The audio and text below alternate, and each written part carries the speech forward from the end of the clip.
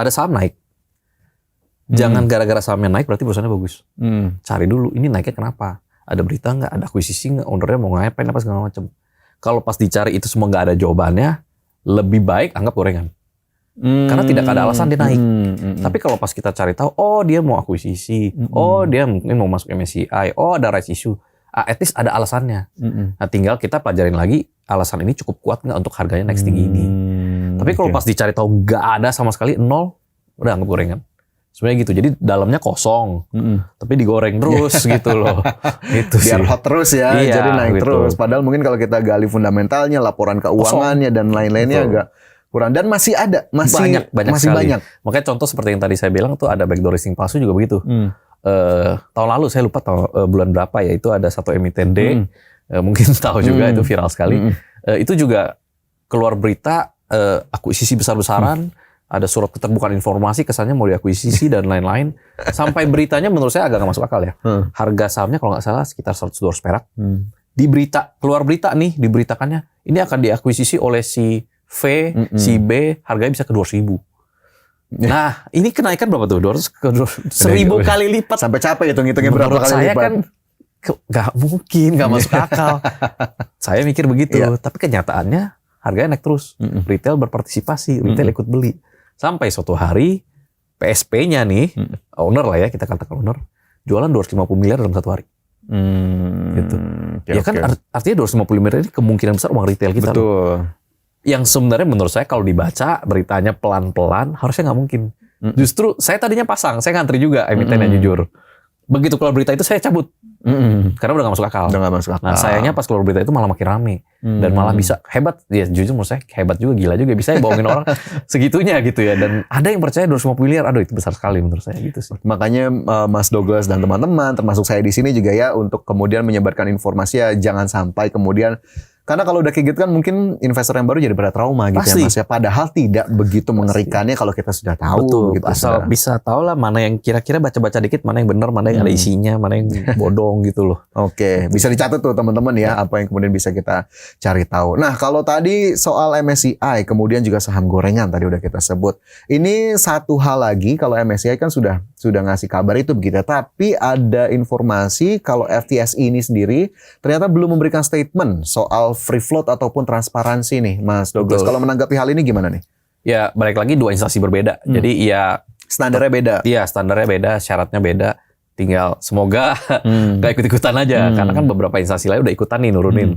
Ya semoga FTSI nggak ikut nurunin ya. Per sekarang sih belum ada informasi baru memang. Jadi semoga mungkin menurut dia, ya cincai dikit, ya oke, beres. Ada beberapa emiten kita mungkin akan masuk ke indeks FTSE terbaru gitu. Jangan sampai lah, semoga ya. Atau kecuali kita bisa perbaiki dengan MSCI sebelum keluar update dari FTSE, itu lebih baik lagi. Kalau gitu. mereka just in case nadanya atau tone-nya mirip-mirip lah sama MSCI kemarin, itu akan gimana kita? Ya, sentimen negatif lagi, mungkin akan ada penurunan lagi, penjualan lagi, dan lain-lain sih. Sebenarnya tapi yang orang sekarang paling takutan nomor satu tetap itu. Kita turun ke frontier market. Itu mungkin outflow bisa sampai 130 triliun. Itu akan semasif itu ya Mas ya kalau kita beneran turun ke pangkat frontier ya bisa. Dan itu baru hanya yang dihitung. Itu baru dari yang fund-fund keluar, ETF yang keluar. Tapi kan kalau itu keluar pasti fund lokal juga keluar. Pasti kita investor retail juga keluar. Makin besar lagi harusnya gitu. Jadi semoga enggak ya. Walaupun menurut saya pribadi secara ekonomi, secara negara, secara size, liquidity, memang kita levelnya di emerging market. Jadi ini problemnya bukan di sana. Problemnya hanya transparansi dan syarat-syarat lain itu. Asal itu dipenuhi menurut saya sih lumayan optimis lah gitu loh bisa balik lagi. Gitu. Karena ya market kita sebetulnya cukup kompetitif begitu ya, tapi sisi transparansi itu yang memang terus dikejar. Dan sebetulnya apa yang nanti regulator ataupun Bursa Efek Indonesia lakukan akhirnya menolong investor retail juga. Jadi tahu siapa sih sebetulnya beneficial owner dari saham-saham yang berada di pasar. Oke, kemudian kemarin kita juga lihat Mas Douglas ada apa ya kalau saya sebut institusi Danantara begitu ya, memang cukup aktif setelah isu MSCI kemarin, bahkan sepertinya ikut menjadi motor penggerak bagi SRO ataupun OJK dan Bursa Efek Indonesia dalam hal ini kalau kita bilang mungkin secara rangkum regulator pasar modal. Kalau ngelihat sepak terjang Danantara ke pasar modal ini sendiri, punya pandangan sendiri nggak Mas Douglas? Ini sebetulnya akan gimana ataukah terlalu banyak turun ke market kita juga untuk Danantara ini? asal sesuai dengan intensi awalnya, which is liquidity provider dan lain-lain, menurut saya positif. Mungkin ini kan sovereign wealth fund ya, kalau dijalankan dengan baik ya seperti Temasek bagus sekali gitu ya.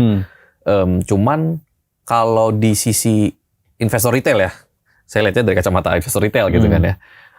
Kebanyakan itu yang melihatnya masih kayak, oh Danantara mau invest ke perusahaan ini, udah langsung kakak beli gitu loh. Oke. Padahal sebenarnya menurut saya kan Danantara purpose-nya dia oke lah, let's say dia mau invest. Bukan berarti dia akan menggoreng atau menarik sahamnya dan lain-lain, enggak gitu loh. Nah jadi ini yang mungkin masih banyak dari investor retail yang salah lah nangkepnya gitu, melihatnya apapun yang Danantara pegang itu potensi naik. Ya nggak langsung nggak directly seperti itulah gitu, tapi likuiditas meningkat, itulah yang bisa kita lihat. Betul, keberadaan Danantara if done well, mungkin investor asing juga melihatnya, oh bagus nih negara nih, ada sovereign wealth fund-nya juga aktif dan kinerjanya juga bagus. Kepercayaan dari luar juga semakin bagus lagi, semuanya positif. Bursa semakin ramai, semakin liquid, kita juga makin enak geraknya, semuanya senang sih, win-win lah. Oke, jadi semua berkesinambungan, apa yang dilakukan perbaikan pasar modal kita, market kita, kemudian ada penyedia provider if done well. If done well itu harus di bold ya. Betul. Agar kemudian bisa jadi apa yang kita lihat nanti ke depannya. Nah, kalau untuk investor pemula sendiri, balik lagi ke investor pemula baru masuk atau mungkin yang memang sekarang masih Mas lagi nge-review atau mau nge-rebalance portofolionya di tahun ini atau dalam waktu dekat, ada nggak sih sektor-sektor yang sangat bisa dimasuki atau mungkin untuk memulai di sektor mana dulu, atau mungkin kita bisa ngelihat indexing kemana dulu atau ngelihat kemana dulu tuh? Kalau ditanya di masa seperti ini, menurut saya tetap paling aman buat teman-teman, buat saya juga yang ngomong ya, tetap defensif, which is blue chip atau dividen. Menurut saya, karena di luar gonjang-ganjingnya segala macam, dividen tetap dapat, gitu. Atau blue chip itu setiap crash, rebound pertama dipicu dari blue chip. Dan kita bisa lihat kemarin ini outflow gede-gedean, tapi banks kita lumayan ketahan harganya, bahkan udah mantul gitu ya.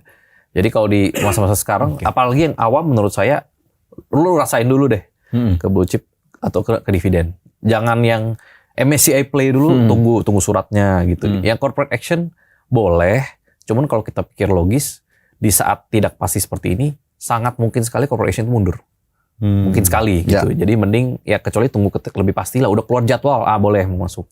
Tapi kalau yang baru ngomong, perusahaan yang baru ngomong, kayaknya kita mau rencana A dan B dan C, tunggu dulu deh, tunggu lebih pasti gitu sih sekarang. Lebih sabar ya sekarang. Blue chip, sabar, nanti mungkin di next levelnya baru coba gitu ya. Betul. Tapi untuk ngebangun sense, mungkin ya kalau kita bicara profil yang memang dia berani begitu ya, bukan yang moderate ataupun mungkin yang low risk, itu ngebangun sense-nya gimana sih Mas Douglas untuk kemudian bisa ke sini lagi, ke saham ini lagi, ke sektor ini lagi? Saya selalu bilang harus terjun, walaupun banyak orang salah kaprah terjunnya nanti tunggu modalnya udah gede, kumpulin modal dulu. Saya selalu bilang masuk dulu aja, duit kecil nggak apa-apa.